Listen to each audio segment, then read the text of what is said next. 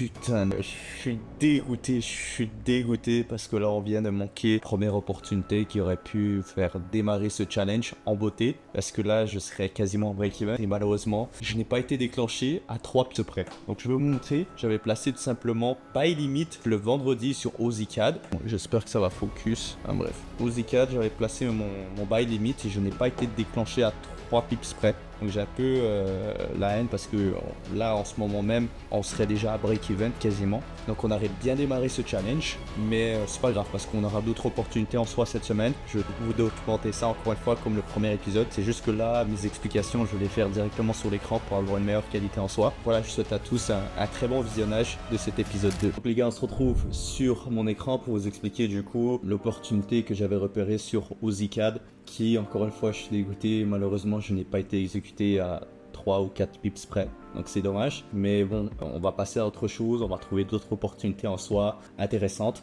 mais je trouve quand même que c'est intéressant de vous montrer un petit peu mon explication et mon choix sur cette opportunité là, même si j'ai pas été déclenché. Je pense que c'était un très beau trade qui aurait été pris en soi parce que tout faisait du sens d'un point de vue fondamental. D'un point de vue du sentiment retail, d'un point de vue technique, tout faisait du sens concrètement. C'était vraiment un beau trade. Je voulais risquer dessus sur cette position, j'aurais risqué 2%. Mais bon, je vais vous expliquer un petit peu pourquoi cette opportunité pour moi était intéressante. Donc à commencer, vous le savez, la plupart, ma stratégie basée sur price action. Donc le fait d'identifier, d'être capable d'identifier une tendance du marché et du coup de trouver du coup des confirmations supplémentaires pour renforcer mon idée de trade, trouver mes zones d'intérêt où potentiellement j'aimerais prendre du coup une position. Donc je commence toujours par le weekly en soi pour évaluer un peu les conditions actuelles, etc. Et comme on peut le voir actuellement sur le weekly, on était vraiment sur une zone qui était plutôt intéressante en soi. Quand j'avais repéré cette opportunité, comme vous pouvez le voir, on est vraiment sur une tendance un petit peu à la hausse. Et pour moi, sur le weekly, on était en train de créer justement une tendance haussière, un retest sur cette zone ici, les 0,90. Et vous voyez que du coup là, on est la semaine passée, quand j'avais identifié du coup cette opportunité, on voyait ce chandelier daily juste ici en fait, weekly qui rejette la moyenne mobile 50 et qui rejette la zone des 0,90 qui était utilisée comme zone de support ici. Résistance et on peut dire à quelques moments ici aussi de résistance en soi. Car soit c'était plutôt intéressant et on voyait du coup une pression un petit peu plus acheteuse, puisque si on zoome un petit peu sur ce chandelier juste ici, on peut voir que le chandelier en fait il n'arrive pas à clôturer en dessous de cette zone. Vous voyez qu'il y a quand même une pression acheteuse et on rejette la zone d'intérêt et on rejette la moyenne mobile 50. Donc déjà là ça me donne une indication que il y a peut-être potentiellement une opportunité qui pourrait être saisie sur cette paire là, pardon, j'ai oublié les mots.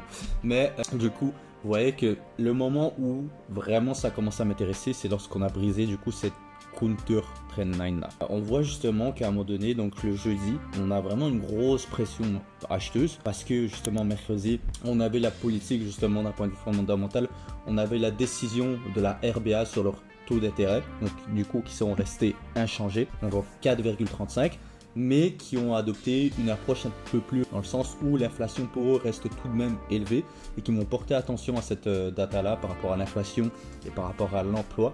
Du coup ils ont une approche un peu plus hawkish, ils ont dit qu'ils allaient faire un cut mais juste en fin d'année et que tout allait dépendre en soi des futures data économiques importantes. Donc ça a été perçu un petit peu comme une approche plus hawkish. Et quand il y a justement une approche qui est perçue plus hawkish, ça a tendance à faire renforcer du coup la devise, donc renforcer le OZI. C'est pour ça qu'on avait après une belle pression ici acheteuse sur le OZI. Donc toutes les paires qui touchaient le dollar australien en soi ont repris un petit peu de valeur. Et du coup là il y a une grosse pression acheteuse à ce moment-là avec un très beau chandelier de clôture vraiment très fort, un joli engulfing. Et à ce moment-là quand je vois ça, je me dis ok, c'est le moment de du coup chercher des confirmations supplémentaires en low time frame en 4 heures. Et du coup ce que j'avais fait, c'est que vous voyez cette counter trend en fait a été break. Pourquoi counter trend valide? Parce que tout simplement si on fait hop hop, si on prend du coup ça, on a 3 touches, hop, une deuxième, même une quatrième on pourrait dire. Donc vous voyez qu'on a 4 touches, donc la line ici elle est validée. On a un break de cette counter trend line, de cette counter trend, j'arrive pas à parler putain, il est un peu tard les amis, désolé. Donc on la break à la hausse, on crée du coup ce qu'on appelle juste ici un nouveau du coup high high. Et moi ce que je voulais du coup c'était un retest dans cette zone d'intérêt. Et du coup j'avais placé un buy limit juste ici sur les 0,5 Fibonacci que j'ai justement pris du dernier ici low et low, donc on va dire high et low jusqu'au dernier. Et du coup j'avais placé un buy limit sur les 0,5 Fibo. J'avais placé du coup mon stop loss juste en dessous du dernier ici high et low pour être déclenché. J'avais un TP final du coup sur les 0,92 qui était quand même une zone assez intéressante comme on peut le voir en daily. Une première touche ici, une deuxième, une troisième, quatrième, enfin bref, c'était vraiment mon TP final en soi. J'avais quand même un stop loss qui était assez large, assez sécuritaire, et en fonction du price action, j'aurais sûrement déjà placé mon stop à break-even. Donc voilà un petit peu pour l'opportunité. Si on regarde maintenant un petit peu le sentiment par rapport à cette position, il y avait 74% de traders retail tout simplement qui étaient en achat. Donc on va regarder ça, je vais vous montrer ça tout de suite. Donc voilà comment on peut le voir du coup sur Prime Market Terminal, qui est du coup un outil que j'utilise au quotidien, qui permet tout simplement de voir un petit peu le positionnement retail par rapport aux paires qui m'intéressent. Donc là sur OZCAD, on voit que 74% des traders retail sont en vente et uniquement 26% sont en achat. Donc pour moi c'est une confirmation supplémentaire. Comme vous le savez, je me positionne toujours à l'inverse des traders retail parce que statistiquement parlant, c'est toujours mieux de se placer à l'inverse des traders retail puisque comme vous savez 8-9 sur 10 sont tout simplement perdants sur les marchés. Quand tu te positionnes un peu à l'inverse, ça me donne un avantage supplémentaire et cet outil là, Prime Market Terminal, me permet de voir justement le positionnement retail. Donc si jamais ça vous intéresse, en soi j'ai déjà fait une petite vidéo qui va s'afficher, donc si tu peux aller la voir juste après cet épisode, pas tout de suite, je pourrais aller la voir et je t'explique vraiment en détail un peu comment utiliser ce logiciel là. Vous allez voir que c'est quand même assez intuitif, même s'il y a pas mal en soi, mais je vous ai fait une vidéo détaillée par rapport à tout ça. Donc je vous mettrai la vidéo juste ici en haut de votre écran, n'hésitez pas à aller la voir juste après, tout simplement si ça vous intéresse ce logiciel là. Donc voilà un petit peu pour l'opportunité, encore une fois opportunité qui n'a pas été prise, mais bon ça arrive, et puis je vous tiens au courant la prochaine fois que justement j'aurai trouvé vraiment une opportunité et que je serai officiellement rentré dedans. Donc on vient de prendre notre première position que j'ai été déclenché du coup cette nuit, donc je dormais bien tranquille. Vous allez voir, j'ai eu quand même pas mal de chats et la position est actuellement sécure. Par l'espace de quelques heures seulement, j'ai été déclenché. Quand je me suis levé, meilleur réveil au monde. C'est ce que je voulais simplement. On peut pas commencer mieux. Après on va rester calme quand même parce que voilà, on va pas commencer à porter l'œil, mais je vais vous expliquer un peu l'explication du trade sur Euro NZD. Donc je vais vous montrer ça tout de suite. Donc c'est une position que j'ai déclenchée du coup cette nuit sur, c'est bien focus. Enfin bref, vous voyez que j'ai été déclenché sur Euro NZD, j'ai été pas mal en profit, là le prix est actuellement en train de recorriger. Donc je vais vous montrer ça sur l'écran tout de suite et je vais vous montrer un petit peu l'explication du trade et un petit peu la chatte que j'ai eu par rapport au déclenchement de la position. Donc je vous dis à tout de suite sur l'écran. Dernier petit truc que je voulais montrer parce qu'on est quand même dans un petit vlog. Donc là vous voyez les multi 46, je prends mon petit goûter, j'aime pas déjeuner le matin, mais habituellement si j'ai un petit peu faim, c'est ce que je me fais. C'est en fait un yaourt nature. Non, yaourt à la vanille, 0% de gras, avec un petit peu d'avoine au miel, de la banane et du miel par-dessus. C'est juste succulent, c'est juste incroyablement bon. Donc ceux qui recherchent un petit truc rapide là, le matin, qui n'aiment pas trop manger, testez ça les gars et dites-moi ce que vous en pensez en commentaire parce que ça vraiment c'est une dinguerie. Les amis, par rapport à ma position sur Euro Kiwi, ok, donc je vais vous expliquer ça, je vais vous montrer un petit peu la chance que j'ai eue cette nuit. Ça a été très rapide en soi, le mouvement est plutôt agressif, mais ce que je recherchais, et cette paire là m'intéressait déjà depuis pas mal de temps, depuis la semaine dernière en soi, mais j'ai pas voulu rentrer sur cette position dû aux conditions des marchés comme je l'avais expliqué du coup dans l'épisode 1 qui est ultra volatile, mais j'aurais vraiment pu prendre des très beaux trades en soi, mais les conditions de marché ne m'ont pas offert la possibilité en soi de rentrer. Donc là je suis rentré avec une exécution vraiment ultra précise où le prix a vraiment réagi de façon agressive à la baisse. Donc c'est à dire qu'à 3h du matin j'ai été déclenché, donc je dormais, et puis le prix a bougé de quasiment 70 pips dans l'espace de 1 heure, donc très rapide. Donc là ma position actuellement est sécurisée à break-even. Donc je vais expliquer un peu mon raisonnement. On voit ici sur le daily qu'on a atteint vraiment la semaine passée avec vraiment les conditions actuelles, la volatilité, etc. On a fait un double top sur les 1,84,5 et là le prix a tout simplement rechuté. Okay, on est passé en dessous d'une zone vraiment intéressante des 1,82,5 ici qui est vraiment une zone de résistance clé en soi. Et du coup mon objectif c'était de rentrer au début sur les 1,82,5 sur le retest juste ici. J'ai pas eu la possibilité, encore une fois, je vais pas vous réexpliquer pourquoi à cause des conditions de marché actuelles, mais pour le moment ce qui m'intéressait et comment j'ai été déclenché cette nuit, c'est justement au break de range, j'avais placé un sell limit sur les 0,5 Fibo avec un stop loss qui était par-dessus justement ce wick et par-dessus la moyenne mobile 50. Sur le daily, on peut voir qu'on a vraiment une belle pression vendeuse. Ok, on voit vraiment un engulfing qui clôture en dessous des 1,82,5. On a encore une fois une pression vendeuse ici avec une magnifique rejection. Et là, on a le retest sur cette zone ici des 1,82 tout pile. Et c'est une pression vendeuse juste ici avec le gros wick. Donc j'avais placé mon stop loss juste au-dessus. Et ce que j'avais fait concrètement, c'est que j'avais placé un sell limite à ce moment-là sur les 0,5 Fibo. Donc je plaçais ici du dernier lower high jusqu'au lower low à ce moment-là cette nuit avant de rentrer, donc à minuit. Je les ai placés sur les 0,5 Fibo et vous voyez que j'ai vraiment été déclenché à pips près. Le prix est allé jusqu'à 1,81, 882. Moi j'ai été déclenché à 1,870. Donc vraiment j'ai eu beaucoup de chance par rapport à ça. Hier je me plaignais par rapport aux ICAD. J'avais pas été déclenché des 3 pips. Mais là en tout cas j'ai eu de la chance par rapport à ça. Maintenant on a vu qu'il y a eu une pression agressive à la vente et que le prix actuellement est en train de la recorriger. Donc là on vient d'avoir la clôture en 4 heures, donc juste ici avec une pression acheteuse avec ces deux chandeliers ici. Donc ça n'apporte pas forcément confiance en soi. Moi ce qui va m'intéresser c'est vraiment la clôture daily. Donc il nous reste un bloc de 4 heures avant la clôture daily et ce qui m'intéresserait vraiment c'est que ce chandelier daily là clôture vraiment en dessous de cette zone ici que j'ai placé, parce que si c'est pas le cas, à mon avis je vais te sortir à break-even très rapidement, donc avant la clôture daily en soi. Si je sors à break-even, aucun problème. Je préfère toujours prendre un BE qu'un stop loss.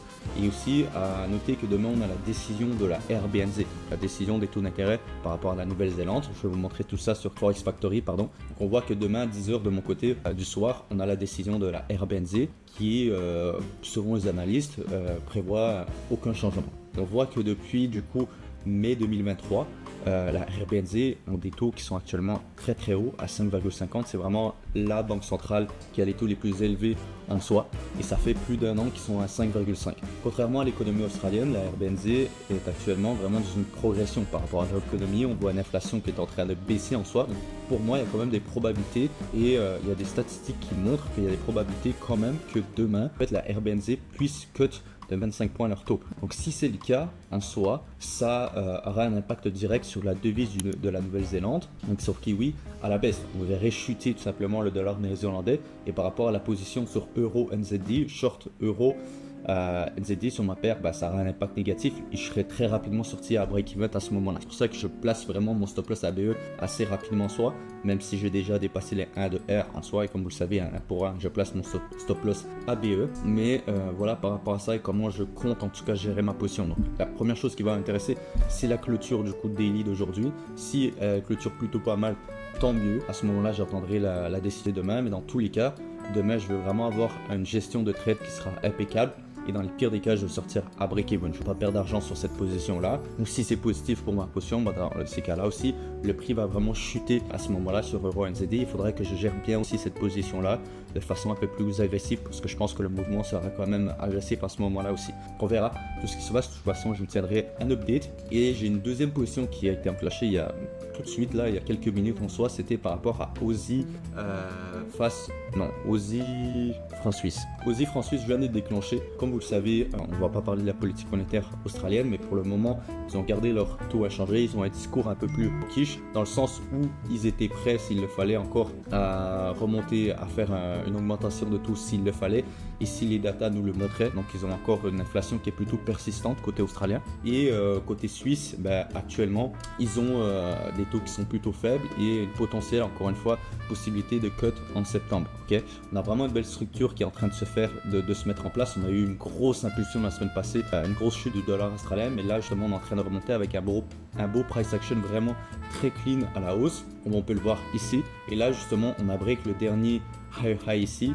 Et puis là, j'ai tout simplement placé un buy limit sur les 0,618 Fibonacci et mon TP final est du coup sur les 0,59. Ok, j'ai placé un stop loss qui est juste ici parce que quand on voit sur le daily, on voit tout simplement qu'on a vraiment une belle pression acheteuse ici avec ce magnifique engulfing. On a un retest ici sur les 0,57 en soi avec une rejection ici sur le daily. Et là, pour moi, ce qui invaliderait vraiment cette position, c'est qu'on clôture en dessous de cette zone ici, des 0,567 et en dessous du précédent week daily juste ici. Ce qui m'intéresserait vraiment sur cette position, c'est qu'on a une clôture aujourd'hui au-dessus des 0,572 parce que c'est une zone plutôt intéressante en termes daily, juste ici. Donc c'est une zone qui a été utilisée auparavant comme zone de résistance, comme zone de support, etc.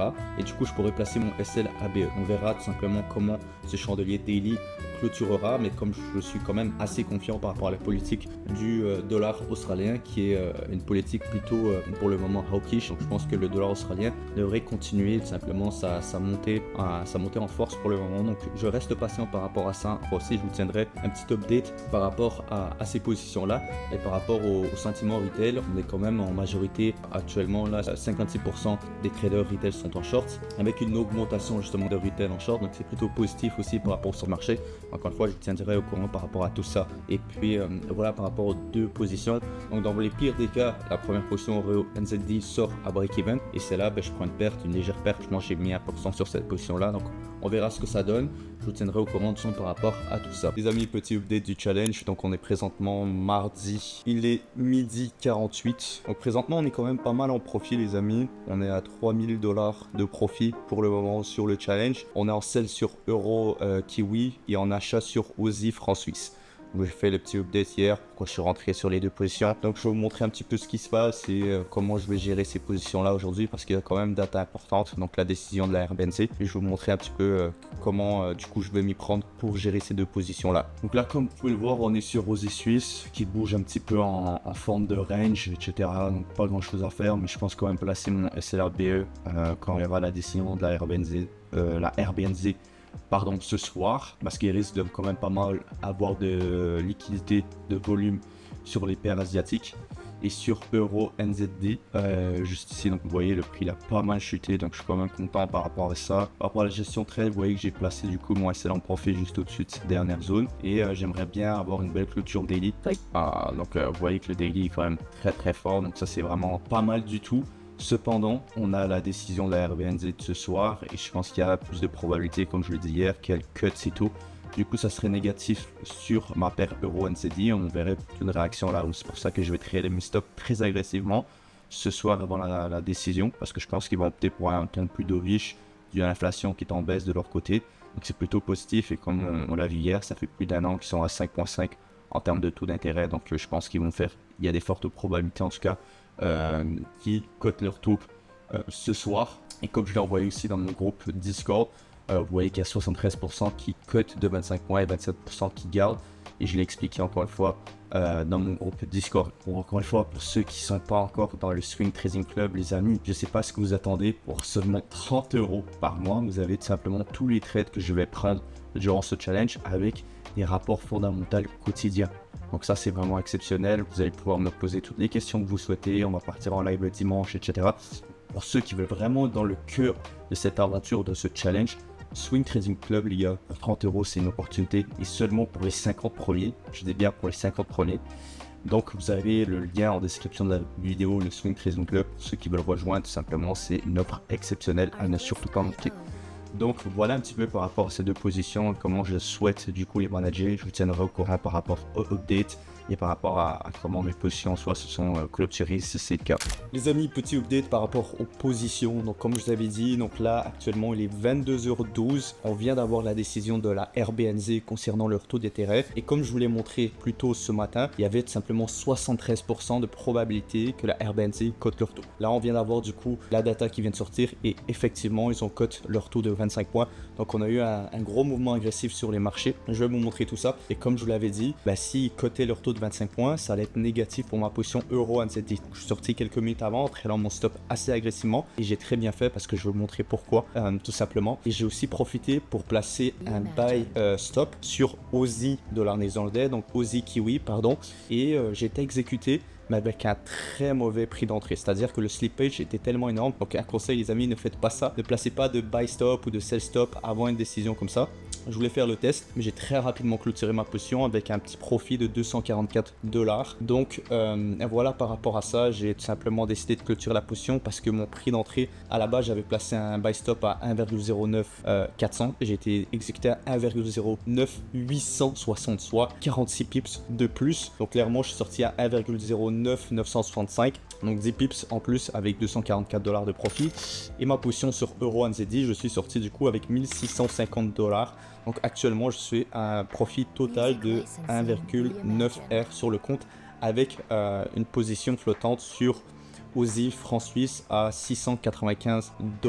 Donc voilà un petit peu pour le moment le petit update par rapport à tout ça. Je vais vous montrer un petit peu ce qui s'est passé sur le marché, juste pour vous expliquer un petit peu l'agressivité du mouvement dû à cette data là. Du coup là on se retrouve sur Euro NZD. Vous voyez juste l'agressivité du mouvement. Donc comme vous pouvez le voir, j'ai placé j'ai placé mon stop loss en profit ici. Je suis sorti avec 1,6 de R. Je suis sorti juste avant la data économique et je suis bien content d'être sorti à ce moment-là, puisque vous voyez que en l'espace de 2 minutes on a eu un mouvement de environ 150 pips. Donc avec le slippage et tout ça, à mon avis je serais même sorti en perte. Donc je suis plutôt content d'être sorti avant la data économique. Vous voyez que justement avoir une bonne gestion de trade et être au courant des datas économiques importantes, c'est réellement important sur les marchés. Maintenant, sur Aussie franc suisse, vous pouvez voir aussi qu'il y a une réaction à la baisse. Donc Aussie perd un petit peu de sa valeur, voilà, parce que Aussie et dollar néo-zélandais en soi, ils sont largement en corrélation. Donc face à une devise comme le franc suisse, il est logique que pour le moment, Aussie est en train de perdre de la valeur aussi. Maintenant, j'ai tradé mon stop aussi à break-even, donc dans les pires des cas, je me fais sortir et je réévaluerai par la suite la situation, mais on verra ce que ça donne par rapport à tout ça. Donc voilà un petit peu le petit update. Pour le moment, je suis sorti de Euro Kiwi avec un profit total de 1,6 R et de Aussie face à Kiwi, donc Aussie dollar australien face au dollar néo-zélandais avec un petit profit de 0,2 R. Donc voilà pour le moment, et je vous tiendrai au courant par rapport à Aussie franc suisse si je me fais sortir à break-even ou si tout simplement le prix décide de recontinuer, tout simplement ça a monté comme il y a eu juste ici. Donc je vous tiendrai au courant par rapport à tout ça, et voilà le petit update du coup par rapport à ces deux positions. Dernier petit truc que je voulais vous montrer la famille, juste regardez l'agressivité du mouvement suite à l'addition de la RBNZ. On voyait que les analystes prévoyaient tout simplement juste ici donc un maintien des taux à 5,50 et finalement on sera à 5,25. Donc c'est un petit peu un effet de surprise, et du coup quand il y a des effets de surprise, le mouvement sur le marché est tellement agressif. Donc vous voyez en fait toutes les paires là sur Kiwi, là je suis NZD Yen, NZD CAD, NZD franc suisse, NZD USD. NZD franc suisse, ça m'intéressait aussi de l'acheter à un moment donné, mais je savais déjà qu'il y avait la data économique concernant les taux, et je savais qu'il y avait plus de probabilité du coup que la RBNZ cote leur taux, donc c'est pour ça que je ne l'ai pas pris. Et vous voyez que j'ai très bien fait, parce que je serais tout simplement sorti à break-even, même peut-être avec des pertes à cause du slippage. Et voilà un petit peu juste l'agressivité du mouvement. Donc voilà, quand il y a ce genre de data économique sur n'importe quelle banque centrale importante, s'il vous plaît, ne les tradez pas. Ne les tradez pas, c'est très important les amis. Donc voilà par rapport à ça. Je voulais juste vous montrer un petit peu l'agressivité du mouvement parce que c'est quand même assez impressionnant. Et puis voilà, je vous tiens au courant par rapport à Aussie franc suisse, et puis on verra s'il y a d'autres opportunités en soi durant la semaine qui se présentent. Les gars, petit update par rapport au challenge. Donc on est présentement aujourd'hui vendredi, il est du coup 1h16 du matin. Vous allez vous dire, mais qu'est-ce qu'ils font en costard à 1h16 chez lui? Il faut savoir qu'aujourd'hui, j'ai eu une journée qui était très chargée en soi. À la base, je devais faire cette vidéo un petit peu plus tôt dans la journée, mais j'avais pas mal de choses à faire, je suis allé au coiffeur, etc. J'avais un mariage aujourd'hui, donc en soirée, donc là je viens tout juste de rentrer chez moi et je me suis dit il faut absolument que je fasse le petit update par rapport à ce challenge, même s'il est 1h du matin, je m'en fous, je fais le petit update. Bon, soit quoi vous dire depuis la dernière fois, mais j'ai exécuté une position en soi sur Aussie face au dollar américain à la suite justement du rapport CPI américain qui était sorti du coup à la baisse. Donc encore une fois, c'était pour moi, on a une réaction à la baisse du dollar américain, donc c'était une bonne opportunité pour moi d'acheter Aussie face au franc, face au dollar américain, pardon, dû au fait que voilà, comme vous le savez, la politique monétaire australienne est présentement plus hawkish, donc c'était un bon moment pour moi d'exécuter cette position, et du coup ça respectait aussi tout mon plan de trading. D'un point de vue technique, on avait vraiment un très beau price action avec une tendance à la hausse qui se créait, avec un nouveau high, avec la recorrection, etc. Donc ça a respecté mon plan, ça a respecté aussi mon plan d'un point de vue fondamental et aussi au point de vue sentiment retail, parce qu'on avait une majorité de traders retail, 67% étaient en short. Donc encore une fois, toutes les conditions étaient réunies pour que j'exécute cette position. Maintenant, vous allez voir, je suis un peu dégoûté parce que je me suis fait sortir à la suite justement du rapport de l'emploi australien qui est sorti du coup wesh. Petit problème technique les gars en live. Je vous reviens tout de suite. Les gars, c'est une dinguerie là ce qui vient de se passer clairement. Ma lumière vient juste de me laisser en live. Mais bon, on va se débrouiller comme ça, on va finir le petit extrait comme ça. Même si bon, la luminosité est pas top. Mais du coup, ce que je disais, c'est que voilà, sur Aussie face au dollar américain, tout était réuni, toutes les conditions étaient réunies pour que j'exécute cette position. Malheureusement, vous allez voir, je suis un peu dégoûté parce que je me suis fait sortir vraiment à cause du slippage, même avant même que j'ai stop loss soit touché, c'est-à-dire que j'avais placé, du coup, je vais vous montrer un instant. Comme vous pouvez le voir ici, du coup, sur mon écran, donc on est sur OSI face au franc suisse, j'avais placé du coup un stop loss juste en dessous ici, un stop loss vraiment stratégique. Quand on regarde en daily, par exemple, je l'avais vraiment placé du coup en dessous du dernier chandelier ici, donc le dernier high low pour moi. Et vous voyez que littéralement, là, je me suis fait sortir sur un pips. Je vais vous montrer du coup sur mon téléphone ce que ça donne. Voilà, je me suis fait sortir concrètement en plus avec au lieu de 1R, de 1,2R. Donc ça fait un peu chier aussi. Mal calculé mon risque. Je me suis fait sortir du coup à 0,65 653 au lieu de 65 630. Ça fait un peu chier parce que le prix est allé littéralement jusqu'à 65 606, donc de 2 pips, 3 pips pardon. Ça fait un peu chier par rapport à ça parce que en soi ça me dérange pas de prendre une perte quand je suis vraiment en tort par rapport à ma position, c'est-à-dire que si vraiment le prix aurait passé vraiment à l'opposé, c'est-à-dire qu'il aurait continué sa tendance baissière, là tu vois je serais complètement à l'opposé, donc ça me dérange pas trop. Mais là, voir le prix qui part plutôt bien, ça me dérange un peu dans le sens où voilà, ça me donne dégoût, tu vois. Mais bon, ça fait partie du jeu, on peut pas revenir sur le passé, on peut juste continuer d'avancer et respecter le plan trading, c'est ce que je vais faire concrètement. Donc voilà, on va passer à autre chose en soi. Encore une fois, c'est pas une position que je regrette d'avoir pris parce qu'elle a respecté les conditions de mon plan de trading à 100%. Donc si je devais reprendre la position, je le ferai encore une fois à 100%. Il n'y a pas de souci par rapport à ça. Deuxième chose que je voulais montrer, c'était vraiment OSI face au franc suisse aussi, qui est vraiment en train de bien partir en soi. Là je serai quasiment à 2 de R, je vais me mettre en 4 heures et comme vous le savez, du coup sur OSI face au franc suisse, encore une fois je suis sorti à break-even. Donc j'ai respecté encore une fois mon plan trading, un pour un je suis sorti. Malheureusement j'ai pas repris l'opportunité, je suis pas rentré dedans. J'ai voulu focuser du coup sur OSI face au dollar américain, c'est pas bon. Et sur cette position là, malheureusement je suis sorti avec une paire de 1,2 R. Donc au total on finit la semaine avec un profit de 0,66 R, ce qui n'est pas mauvais en soi, mais je pense que prochainement, à partir de la semaine prochaine, j'augmenterai mon risque à 2%, parce que cette semaine j'ai pris des positions à 1% de risque, parce que je me sens à l'aise de risquer un peu plus et j'ai pas envie de m'éterniser vraiment, puisqu'on a plusieurs challenges. Encore une fois, ça veut pas dire que à ce que j'augmente mon risque, je prends plus de trades. Encore une fois, tous les trades que je vais prendre respecteront mon plan trading, respecteront les règles que j'ai mis en place. Ça, c'est très important pour moi, les amis. Je ne vais pas exécuter de positions juste pour exécuter des positions et vous faire plaisir. Comme vous voyez, la première semaine, j'ai exécuté 0 position parce que j'avais pas l'opportunité à cause des conditions de marché. Et cette semaine, j'en ai exécuté du coup 4 au total.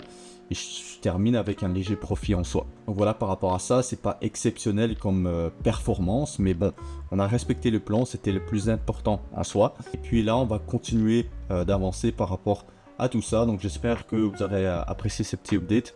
Moi de mon côté en tout cas, je vous dis à tout de suite pour la fin du coup de cet épisode 2. Et puis je vous tiens au courant si jamais je reprends de position, mais je ne pense pas en soi exécuter de position aujourd'hui ce vendredi. Et puis voilà, je vous tiens au courant par rapport à tout ça. Donc, les amis, on se retrouve pour la conclusion de cette vidéo, pour la fin du coup de la semaine. Donc depuis OSI face au dollar américain, je n'ai pas pris de position en soi. Donc les 2 derniers jours de la semaine, j'étais quand même pas mal occupé et du coup je voulais pas prendre d'opportunité sur le marché. Donc c'est une semaine en soi qui a été un peu compliquée. On termine quand même en positif avec 0,66 R au total. Durant la semaine, on a quand même pris 4 opportunités. Vous savez, la semaine passée, j'en ai pris 0. Cette semaine, on en a pris 4 en soi et on termine en positif. Même si j'aurais préféré quand même ne pas prendre la perte sur OSI face au dollar américain parce que le prix après est bien parti dans ma faveur à cause des datas justement qui renforçaient le dollar australien. Mais c'est des choses qui arrivent. On va continuer d'avancer. On va continuer de respecter le plan trading. On va continuer de respecter aussi les règles que j'ai mis en place pour ce challenge là. On termine quand même en positif, donc c'est plutôt pas mal par rapport à ça, mais c'est quand même une semaine qui était un peu bizarre dans le sens où voilà, sur Euro-Kiwi on est déclenché à 1 pips près avec une entrée super précise. OSI CAD en début de semaine on se fait pas déclencher à 3 pips. Et sur OSI face au dollar américain, du coup on se sortira à 2 pips près à cause justement du slippage, du spread aussi par rapport à la data économique. Comme je vous ai dit, par rapport au rapport de l'emploi australien qui est sorti plus fort que prévu, que vous avez pu voir du volume acheteur présent. On a vu le gros chandelier en soi et tout simplement le petit wick qui nous a fait sortir. Donc c'est un peu chiant par rapport à ça, mais encore une fois on peut pas changer les choses. On va continuer encore une fois d'avancer. Et pour terminer, je vous montre un petit peu le petit update par rapport à l'appartement, au salon. Donc là j'ai pu acheter du coup le canapé. le petit du coup tapis avec la grosse télé que j'ai pris hier. Donc voilà, c'est pas encore terminé en soi, on a encore pas mal de déco à chercher, mais ça devrait du coup continuer d'avancer par rapport à tout ça. Et puis voilà, par rapport à l'épisode 2 en soi, j'espère que vous aurez apprécié cet épisode, que vous aurez pris pas mal de choses tout au long de cet épisode là. Si c'est le cas, encore une fois, n'hésitez pas à lâcher un petit pouce bleu, à vous abonner et à me laisser un petit commentaire en dessous de cette vidéo, ça me fait toujours plaisir. Je réponds encore une fois à tout le monde et je vous dis du coup à très bientôt pour le prochain épisode, pour l'épisode 3 de ce challenge Road to $1 million en propre firme.